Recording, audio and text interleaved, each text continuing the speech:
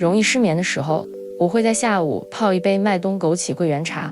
我把这个茶基融入桂花椰汁膏的果冻层，让桂花桂圆茶的清甜与椰香交织，绵密 Q 弹。很多人做椰汁膏用吉利丁，今天肥丁做纯植款，不用吉利丁，也不用烤箱。喜欢的朋友先订阅我，点赞收藏，往后想做的时候可以随时找回来。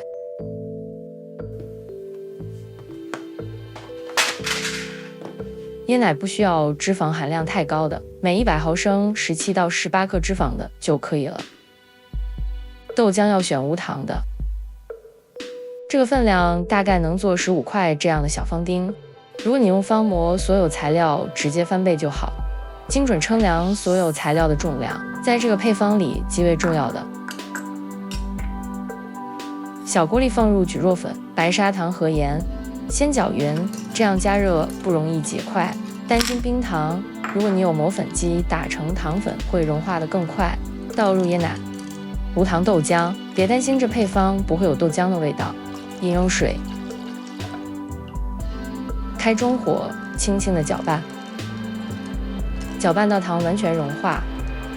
蒟蒻粉需要加热到摄氏80度以上才能完全溶解。重点说下蒟蒻粉的凝固特性，需要高温融化，冷却即可凝固，而且凝固速度很快，具有热不可逆的特性，也就是说凝固后即使再加热也不会融化，所以化了之后要立刻倒入小方模里，在室温下即可变成固体，不需要冷藏。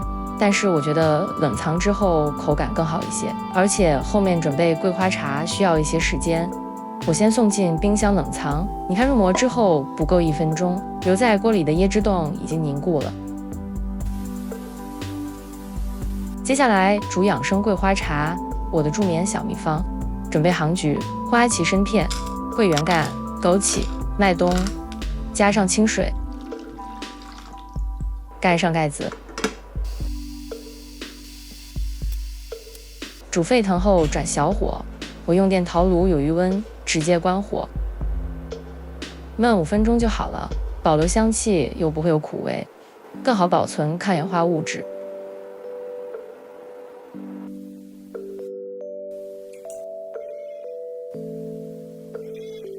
助眠茶泡好之后，就可以泡桂花了。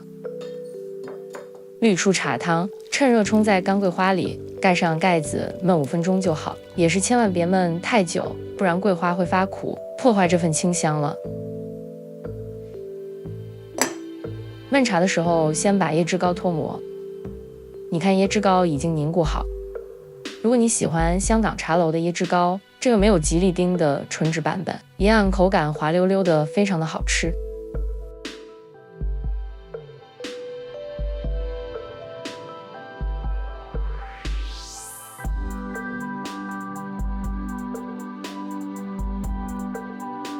蒟蒻粉椰汁膏脱模非常简单，直接扣进大一点的方丁模具里就可以了，大模具尽量放平。脱模真的非常解压，不瞒大家，有时候我去弄一盘椰汁膏，真是为了享受脱模一瞬间的乐趣。把椰汁方丁摆在模具正中央，4边留好均等的空隙，这样就能准备做外层的桂花冻了。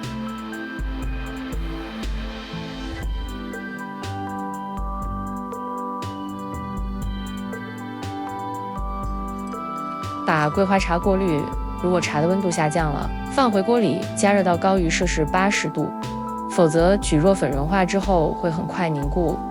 锅里放入白砂糖、罗汉果糖、蒟蒻粉，先搅匀，避免结块。我家熊猫先生要减碳，所以我把一半的白糖换成了罗汉果糖。全换罗汉果糖不能提引桂花香，得有一些白糖才够味。开小火，一边加热一边缓缓倒入桂花茶，搅拌直到粉和糖完全化开。融化的茶温必须超过摄氏80度，液体变得透明浓稠。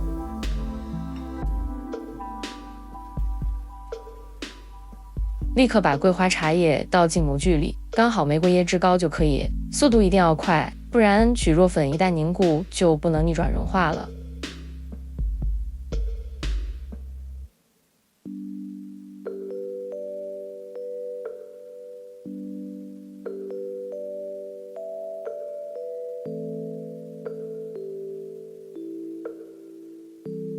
静置凝固期间避免移动，让凝胶网络稳定形成。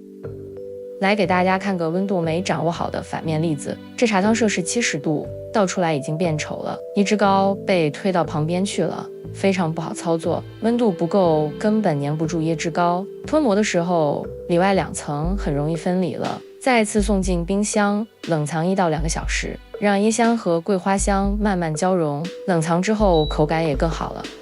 用蒟蒻粉作为凝固剂和吉利丁的做法是不一样的，如果加热温度低于摄氏80度，蒟蒻粉没有完全溶解，要么凝不住，要么凝固的不均匀，成品会大量出水，质的松散。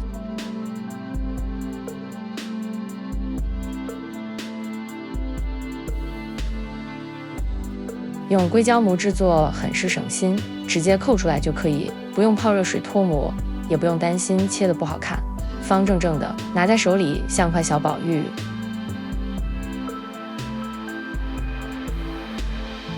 不用吉利丁，全靠蒟蒻粉撑起 Q 弹口感。椰汁膏裹上一层晶莹剔透的桂花果冻，像裹了层金光琉璃，太美了，舍不得吃。淋上一点桂花蜜，一口下去，椰香浓郁，桂花的清甜还能回甘，完全不齁甜。我的助眠小糕点就完成了。